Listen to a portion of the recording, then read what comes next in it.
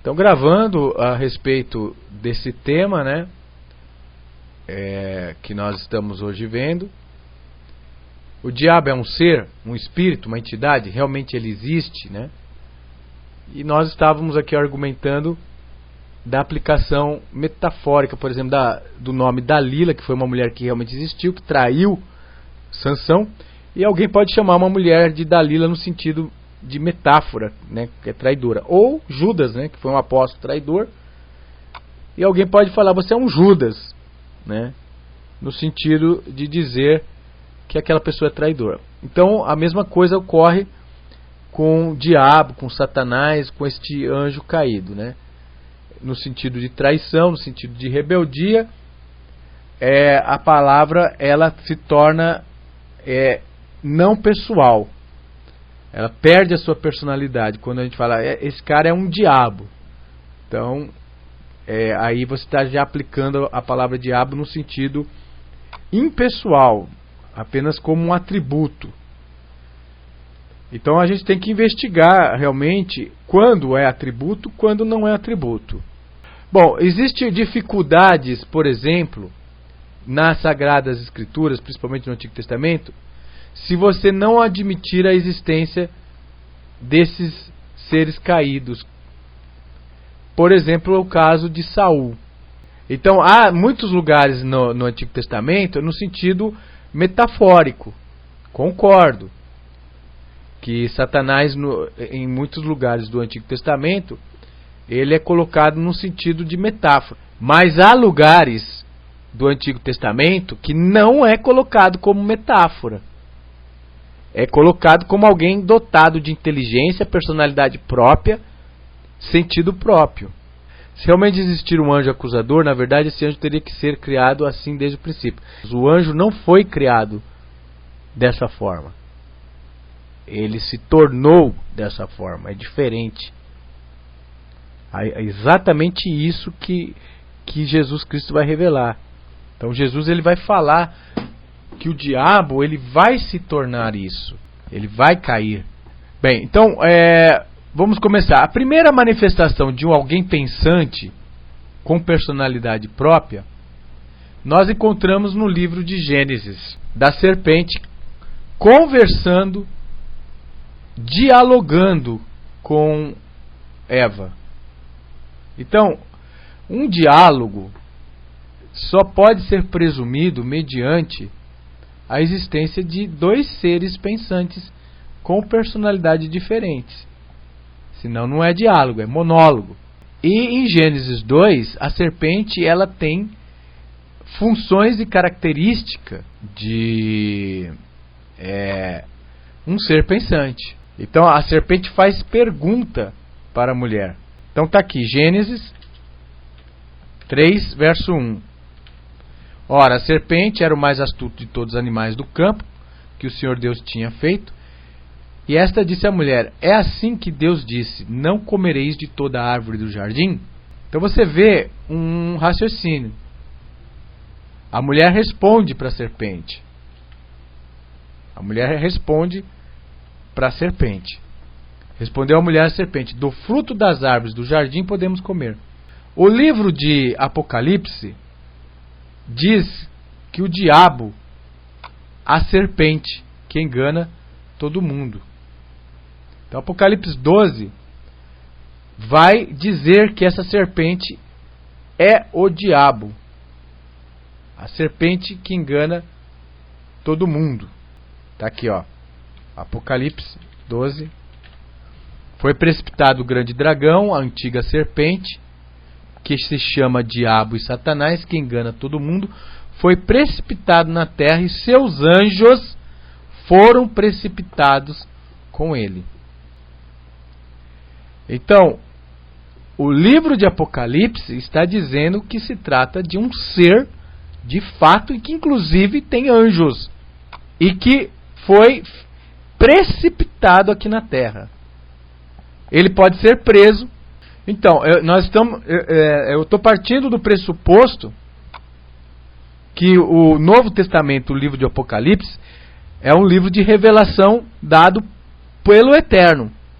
Se o Apocalipse você entende que é um livro de revelação dado pelo Eterno, então ele está trazendo subsídios para entender a respeito do livro de Gênesis.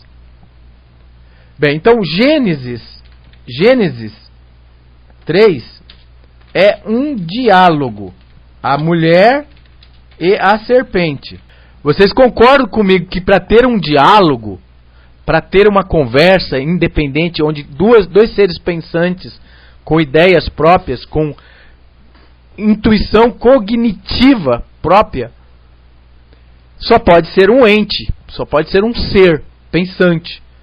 Não tem diálogo com... A menos que Eva fosse louca, né? Aí tudo bem, se você admitir ou você admitir do ponto que Eva estava pensando com ela mesma, né? Ela mesma estava pensando com ela. Mas isso aí, para você interpretar isso, você tem que ter autoridade bíblica para interpretar que Eva estava pensando com ela mesma. Buscando o livro de Apocalipse, nos está dando a entender que Eva realmente conversou com alguém pensante, que inclusive enganou anjos lá do céu e foi precipitado aqui na terra. Então, qual a missão do diabo? O diabo, por ter sido um ente que teve todo o conhecimento de Deus e se rebelou contra Deus, portanto ele cometeu o pecado imperdoável, que é o pecado contra o Espírito Santo. Então, eu concordo, HP, que fala de um animal, sem nenhuma dúvida. O texto diz ser um animal, mas nada fala de ser Satã. Segundo Apocalipse cita a antiga serpente, mas não diz nada a ser a mesma de gênero. Ah, mas espera aí, HPG. Você dizer que a citação do Apocalipse de um judeu como João, ele citar serpente, engana. A serpente enganou Eva.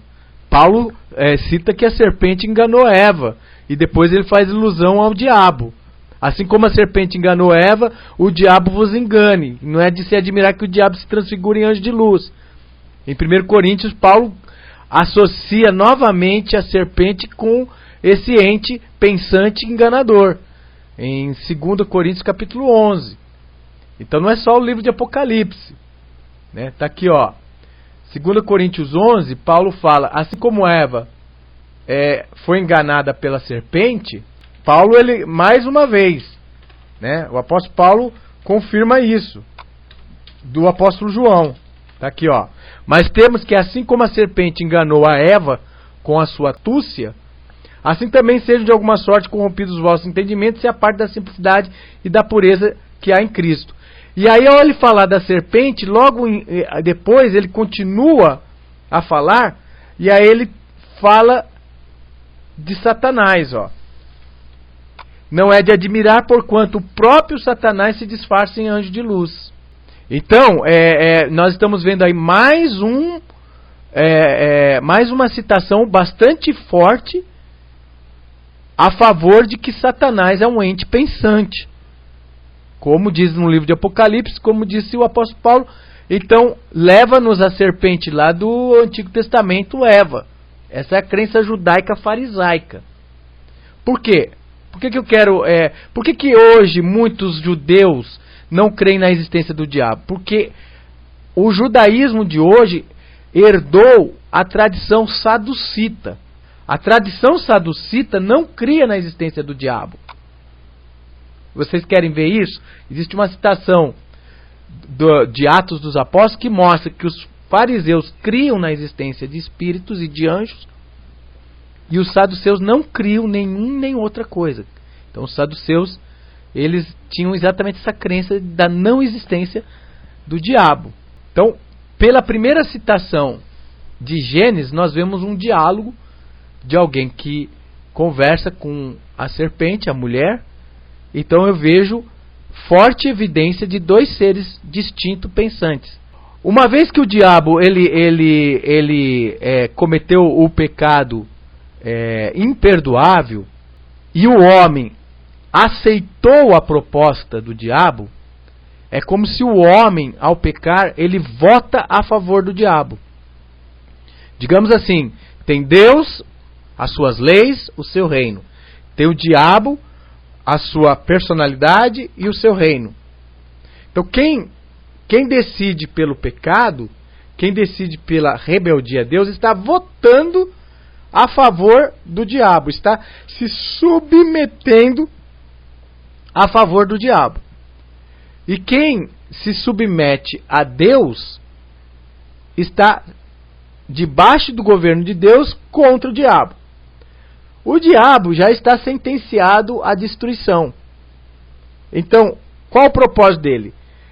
Já que eu já estou rebelde mesmo, e acabou tudo mesmo, eu vou levar o máximo de pessoas comigo. Ele é uma espécie de Jim Jones. Jim Jones, ele estava com uma doença terminal e resolveu levar com ele mais de centenas de pessoas, convencendo-as a cometer suicídio. Ele sabia que ia morrer, então falou, eu vou morrer, tudo bem, mas eu levo um monte comigo. Esse raciocínio, muitas vezes, bandidos têm esse raciocínio. Ok? Os bandidos têm esse raciocínio. Então, a missão do diabo é matar, roubar, destruir. Jesus mesmo disse isso. Roubar, matar, destruir. O diabo não vem só para matar, roubar e destruir. Esta é a missão do diabo. Enganar é outra missão do diabo. A serpente, ela foi um animal utilizado pelo diabo. E ela não tinha uma formação igual à de hoje. Ela perdeu. A serpente, ela andava em pé. Se você entrar no National Geographic, você vai ver uma espécie de serpente que tem patas recolhidas. Vocês já viram isso? Quem já viu no mundo dos animais uma espécie de serpente que tem duas patinhas recolhidas atrás? Alguém já viu? Eu já vi. Tem foto. A serpente não era igual ao que ela é hoje. Segundo a Bíblia, ela andava em pé. Ela andava em pé, tipo a Nádia, né? Não, o homem não é inocente. O homem, ele votou a favor do diabo. Toda vez que nós nos rebelamos e buscamos ir contra Deus, nós estamos, como que dizendo sim para o diabo entrar na nossa vida. O diabo só consegue ter entrada na nossa vida quando a gente abre a nossa porta para ele. E a forma de abrir a porta para ele atuar é essa: ser desobediente e rebelde contra Deus. O diabo não tem poder de atuar em uma pessoa que não aceita ele. A atuação do diabo é limitada. Bem, outra citação no Antigo Testamento que a gente vê de alguém dotado de inteligência própria, como um ente existente, que seria Satanás, é em Jó. Jó vai descrever na escritura do capítulo 1, né, a respeito de uma assembleia que foi feita diante do Eterno, e diante dessa assembleia dos filhos de Deus, dos anjos, comparece também Satanás. Está aqui, ó. Jó 1, verso de número 6 e 7. Ora, chegado o dia em que os filhos de Deus vieram apresentar-se perante o Senhor, Satanás apresentar-se perante o Senhor, veio também Satanás com eles. Aí, você vai ver no livro de Jó um diálogo. No verso 7 tem um diálogo. Concorda? Olha o verso 7. Diz assim: o Senhor perguntou a Satanás: de onde vens? E Satanás respondeu ao Senhor, dizendo: de rodear a terra e de passear por ela. Esses filhos de Deus são os anjos. Há algumas passagens da Bíblia em que os anjos são chamados também de filhos de Deus. São anjos. Os querubins, serafins, os arcanjos, anjos, potestades, dominações. No livro de Jó mesmo fala dos anjos. Quando Deus estava criando as coisas, Jó 38... Não, no texto não diz que é os anjos. Jó 38:7, nós podemos deduzir que sejam anjos. Quando juntas cantavam as estrelas da manhã e todos os filhos de Deus bradavam de júbilo. Então, a humanidade ainda não tinha sido criada na eternidade, antes do homem ser criado. Jó 38:7 fala que os filhos de Deus bradavam de júbilo, referindo-se aos anjos adorando a Deus e jubilando diante de Deus. Então, nesse texto de Jó 38, quem lê o capítulo, você vê que não está se referindo a homens, está se referindo aos seres que adoram a Deus, sendo chamados de filhos de Deus. Agora, por que o anjo não é um filho de Deus? Por que anjo não é filho de Deus? Tudo bem, então eu quero fazer uma pergunta. Por que os anjos não são filhos de Deus? Não podem ser considerados filhos de Deus? Esqueçamos o livro de Jó. A minha pergunta é a seguinte: por que um anjo não pode ser chamado filho de Deus? Adão foi criado por Deus e é chamado de filho de Deus. Adão é chamado de filho de Deus. Por que os anjos não podem ser chamados de filhos de Deus? Criaturas que foram feitas por Deus, portanto filhos de Deus, filhos da criação de Deus. Claro que pode. É que para essa teoria de que o diabo e seus anjos não existam, eles têm que negar que anjos são filhos de Deus também. E eu não vejo nenhum motivo bíblico para negar que anjos são filhos de Deus. Homens que fazem a vontade de Deus são chamados filhos de Deus. Anjos que fazem a vontade de Deus são chamados filhos de Deus sem nenhum problema. Então Oséias colocou o seguinte, Oséias PB colocou: a figura de Satanás acusando Jó nos 2 primeiros capítulos faz alusão aos amigos acusando Jó nos capítulos posteriores. Não por coincidência que a palavra grega diabolos, quando devidamente traduzida, significa principalmente acusador ou caluniador. A palavra Satanás significa um adversário. Isso aí, Oséias, me desculpa, mas isso é uma dedução, é uma presunção. Quer dizer, está presumindo isso, mas não tem nenhuma prova disso. Porque o diabo, ele vai ferir Jó, vai tirar tudo de Jó. Então os amigos de Jó que acusavam Jó é que feriram Jó, é que colocaram a doença em Jó. Esse diabo vai colocar a doença em Jó. E o Eterno vai falar: tão somente não lhe tire a vida. Quer dizer que esse diabo tem poder até de tirar a vida de Jó se ele quisesse, como tirou a vida dos seus servos, dos seus filhos. Quer dizer, a atuação desse ente é controlada ou permitida por Deus, se sim ou não. Mas Deus mantém um diálogo com esse. Como que são os amigos de Jó?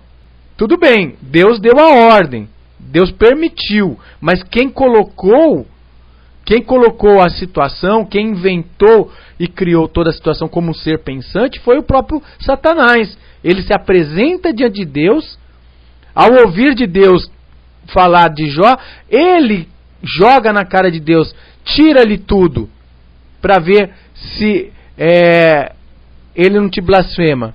E aí Deus permite Satanás atirar-lhe. Deus permite. E fala: tão somente não lhe tire a vida. Mantém um diálogo. Diálogo é com pessoas pensantes, que têm personalidade, que têm inteligência. Tá? Então realmente não condiz essa argumentação de que esses Satanás aí eram os amigos de Jó, acusadores. Agora, você pode espiritualizar a obra de acusação, que, vamos dizer, é um produto de Satanás, atribuindo a pessoas. Era o que nós estávamos explicando sobre a questão de Dalila e Judas, né? Às vezes uma pessoa não é Dalila foi uma pessoa que realmente existiu, mas ela já está morta, não existe mais. E você pode falar o espírito de Dalila. Você está no espírito de Dalila, quer dizer, você despersonificou, você não tornou impessoal a palavra Dalila. A mesma coisa com a questão de Satanás e o diabo. Ele é um ser enganador, ele é um ser acusador. E como aqueles amigos de Jó estavam acusando, então eles estavam no espírito de Satanás. Mas não que eles eram o próprio Satanás. Eles estavam a favor da obra de Satanás. Tudo bem. Agora o que acontece? O que eu vejo a limitação do argumento de quem não crê na existência do diabo é que generaliza, diz que é só isso, quando a gente claramente vê que não é bem assim. Então a atuação do diabo e seus anjos é limitada por Deus. Se Deus não limitasse a atuação do diabo e os anjos, ele mandaria matar todos aqueles que são de Deus, como ele fez nos 1260 anos. Nos 1260 anos, o diabo deu poder ao Império Romano e mandou matar milhares de seguidores de Cristo. Então quem instigava o Império Romano, Satanás, ele, segundo a revelação do Novo Testamento, é um homem que se rebelou contra Deus. E inclusive tem anjos. Por isso que eu falei, se uma pessoa não crer na inspiração e na revelação do Novo Testamento, não tem como conversar com ela a respeito da existência ou não do diabo. Porque o Novo Testamento é que dá subsídios. O Antigo Testamento também dá, mas são muito mais fracos, assim, muito mais escondidos. Por exemplo, aquela pitonisa de Endor que invocou um espírito ali e aparece um espírito e conversa com ela e com o Shaul. Se a pessoa não admitir a existência do diabo, ali eu acredito que deixa essa teoria da não existência do diabo em xeque o judaísmo. A aparição daquele espírito conversando com Shaul e com a pitonisa. Ali coloca em xeque a crença da não existência do diabo. Porque se ele admitir que o diabo não existe, então aquilo ele vai ter que admitir que foi o próprio Samuel, o profeta, que apareceu ali. Se ele admitir que foi o próprio profeta que apareceu ali, a pessoa está dizendo que o profeta cometeu um pecado gravíssimo depois de morto, aparecendo numa sessão espírita de invocação de uma feiticeira que era proibido pela Torá, como um pecado grave. O profeta vai ali aparecer para Shaul. Então, eu acredito que o episódio da pitonisa de Endor é um episódio que comprova a existência desses seres pensantes em outra dimensão, que pode se materializar, se transfigurar para a dimensão nossa, que foi o caso ali. Então ele se materializou na pessoa de Samuel, se passando por Samuel, para enganar Shaul, que já estava afastado da presença de Deus, já estava rejeitado por Deus. E aquilo que aquele espírito profetizou não cumpriu. Falhou. Então, o caso da pitonisa de Endor, ao meu ver, é uma comprovação bastante forte da existência de anjos, demônios caídos, que se transfiguram se passando por pessoas mortas. Porque a Bíblia, as Escrituras Sagradas, é muito clara que os mortos nada sabem. Os mortos jazem no esquecimento e que não deve se consultar os mortos a favor dos vivos. Então, o que nós estávamos falando? Que pelo Antigo Testamento nós temos aí algumas questões que a crença da não existência desses seres em outra dimensão caídos, do qual a Bíblia chama de demônios, de diabo, né? Entra em grande conflito, que é um caso, como a gente citou aqui, a aparição de Samuel na pitonisa de Endor.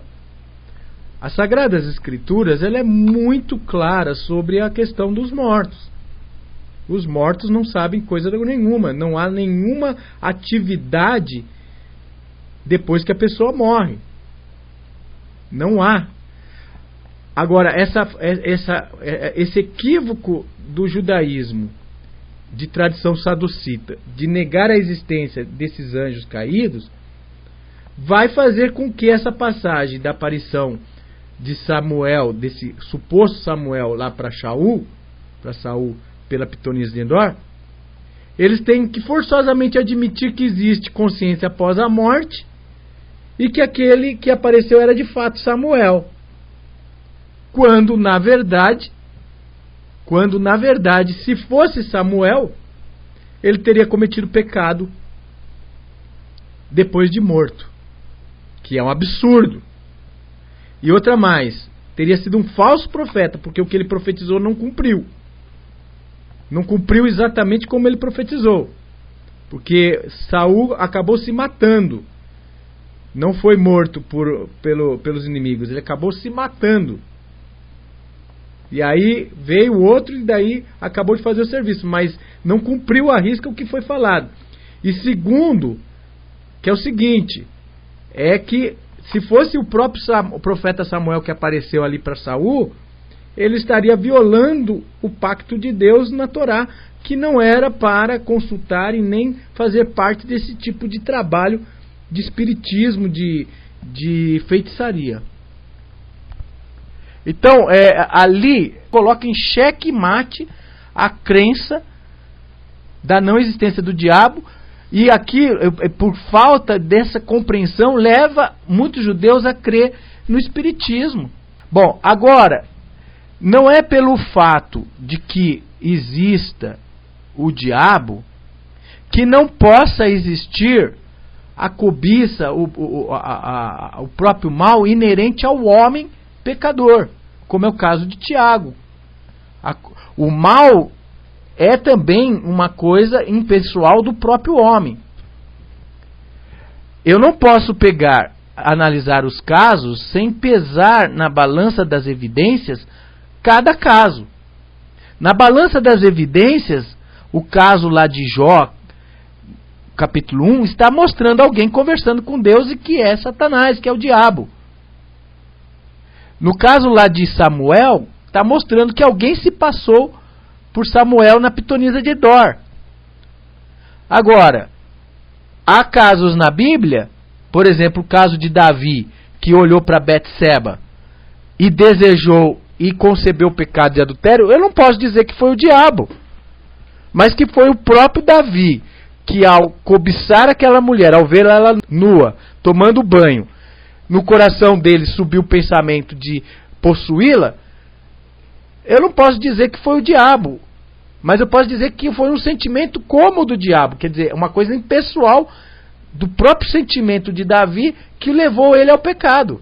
O texto não afirma que era literalmente Samuel, não afirma isso. O texto diz que era para chamar Samuel e a mulher invoca Samuel, porque já o próprio Saul já estava indo para lá com a ideia pré-concebida de falar com Samuel. Ali não ratifica que foi Samuel de fato.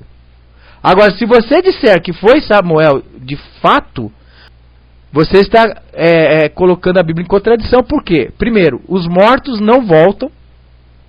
As Escrituras é bem clara, na sepultura não há lembrança, na sepultura não se louva a Deus, na sepultura não há indústria, na sepultura não há obra, jaz no esquecimento, não há mais nada na sepultura. Você está colocando em contradição várias passagens da Bíblia. Várias. Segundo, você está colocando em contradição, colocando Samuel como um pecador depois de morto. Saul que deduz que era Samuel, exatamente. E lembrando para vocês, o livro de Samuel é um livro histórico. O livro de Samuel não é um livro de doutrinamento, de ensino. É um livro histórico. Ele narra o acontecimento de acordo com o observador.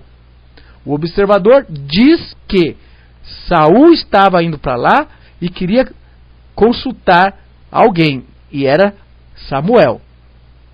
Já foi com uma ideia preconcebida. As circunstâncias da história ali mostram que Saul estava perturbado. Saul foi escondido para não ser visto, quer dizer, já estava fazendo uma coisa errada. Saul tinha ordenado que todos os feiticeiros fossem mortos, porque a lei de Deus ordenava isso. E ele próprio agora estava consultando um feiticeiro. A feiticeira teve medo de Saul.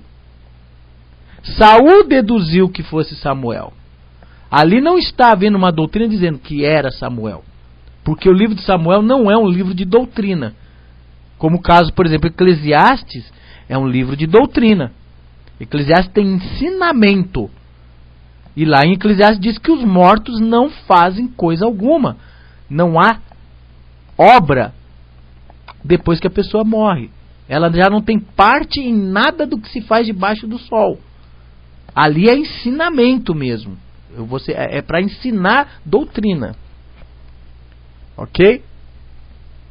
Então, se você for ao texto lá de Samuel, você vai ver que foi deduzido isso. Olha lá. Vamos lá. 1 Samuel capítulo 28. E você tem que analisar todas as circunstâncias. Não só Samuel e um trechinho de Samuel 28. Você tem que analisar todas as circunstâncias que levou a isso. Ninguém tinha certeza do que era.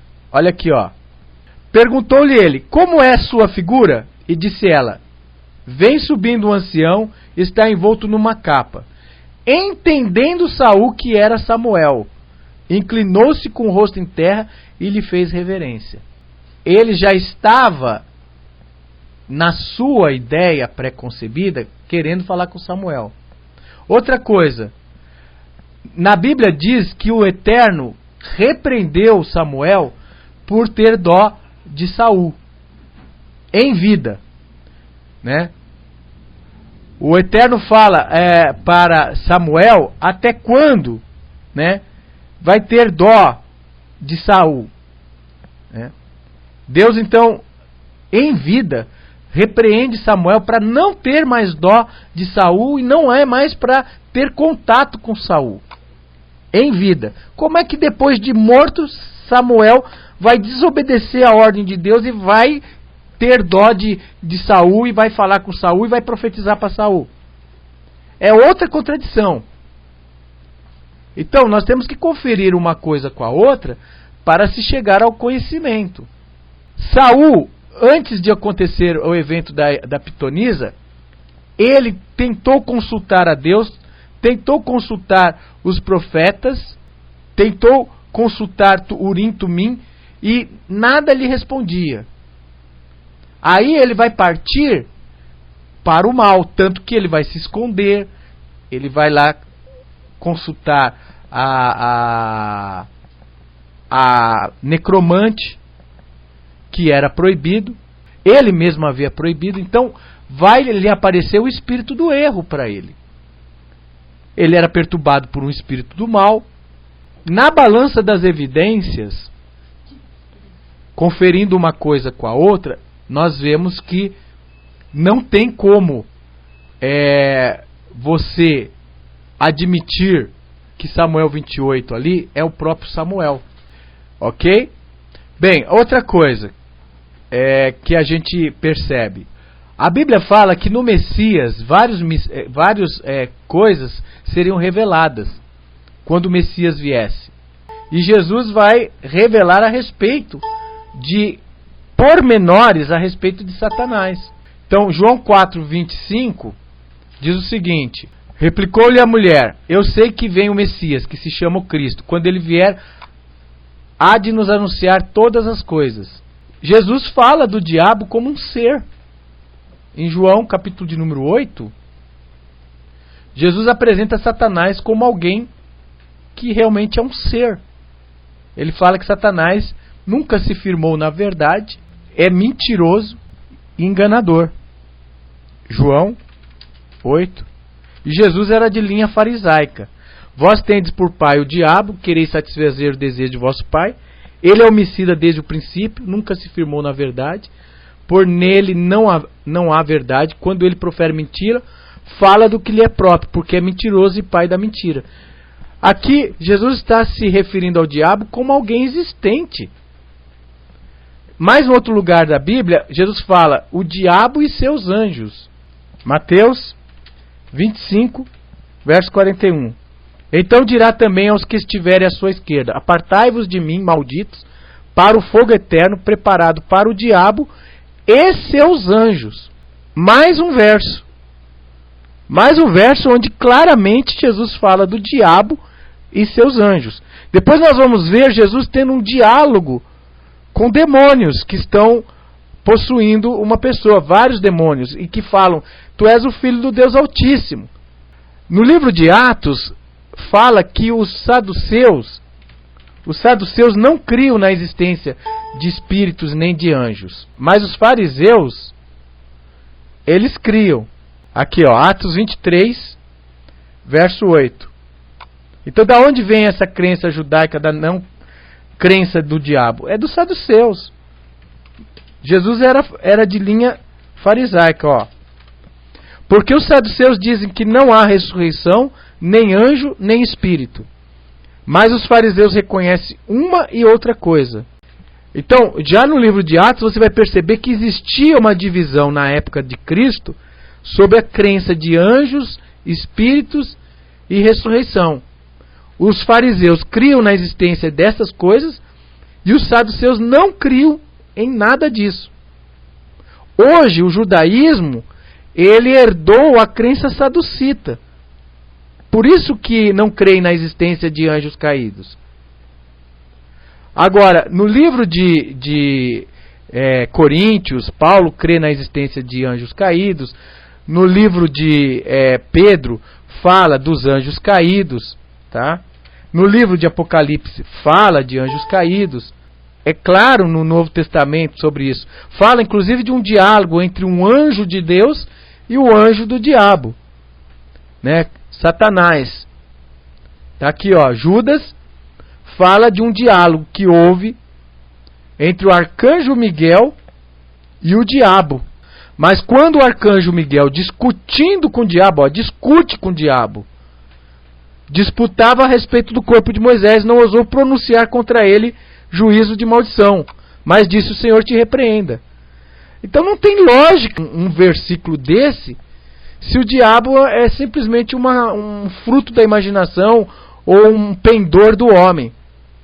Né? É claro, nós podemos comparar o pendor do homem personificando como se fosse algo do diabo, mas essa passagem de Judas, por exemplo, então, corpo de Moisés, porque é o seguinte, Moisés foi sepultado pelos anjos.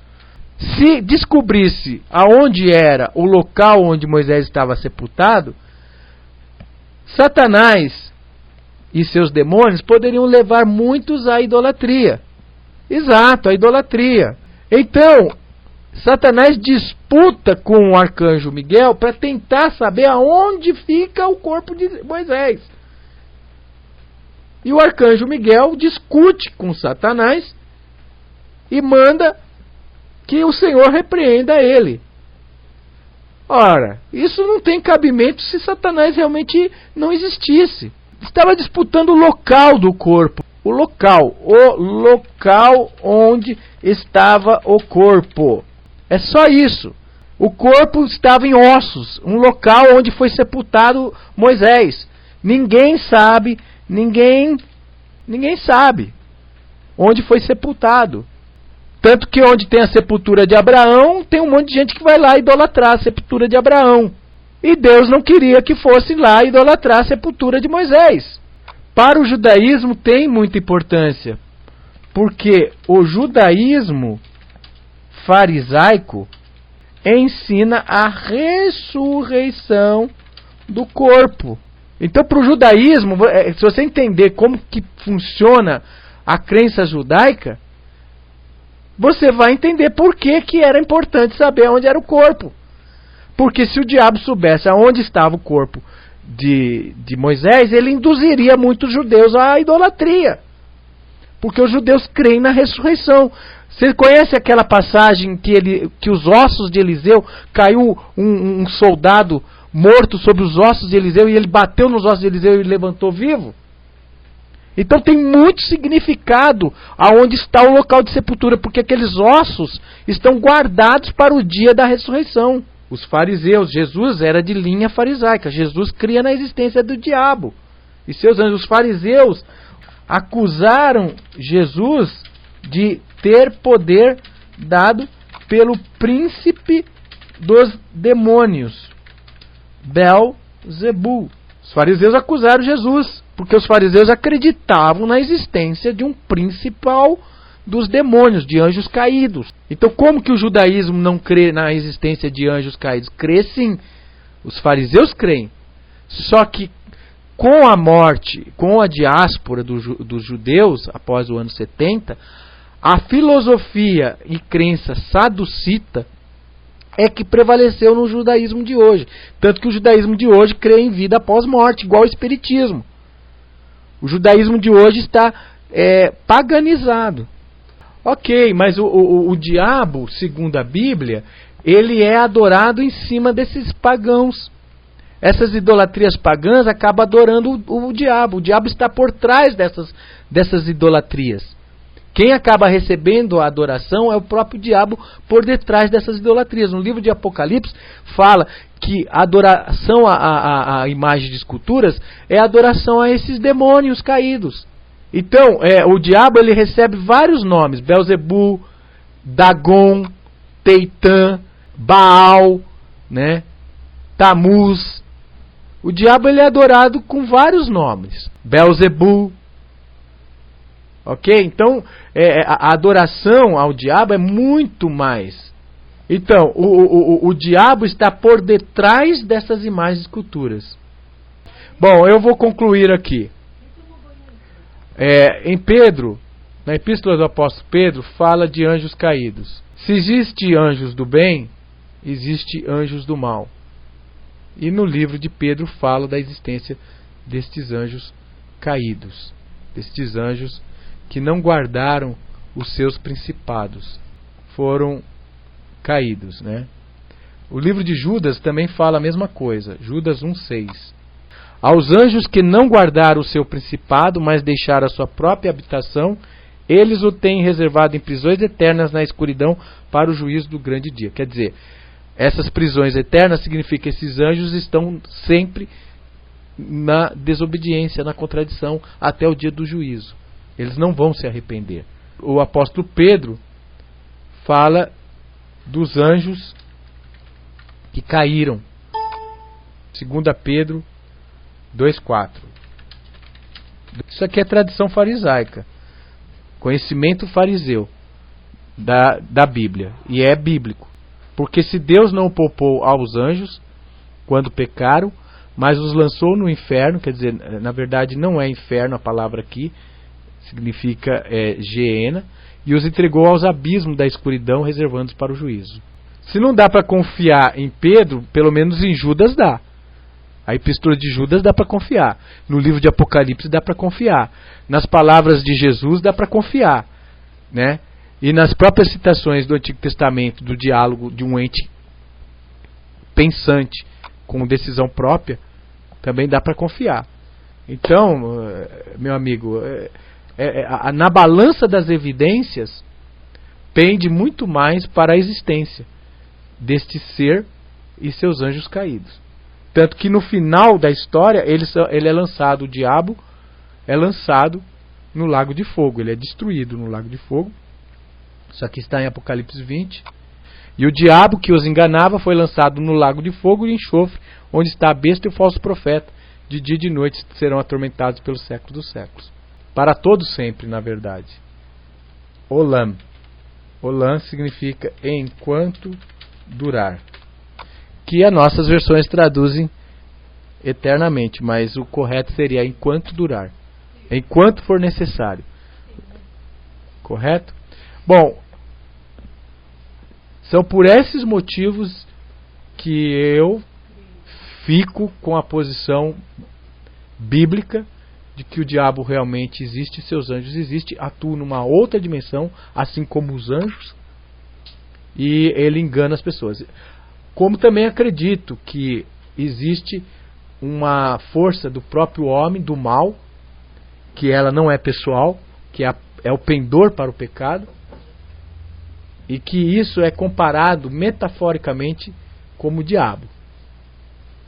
Então eu creio em ambas as coisas, por causa da balança das evidências.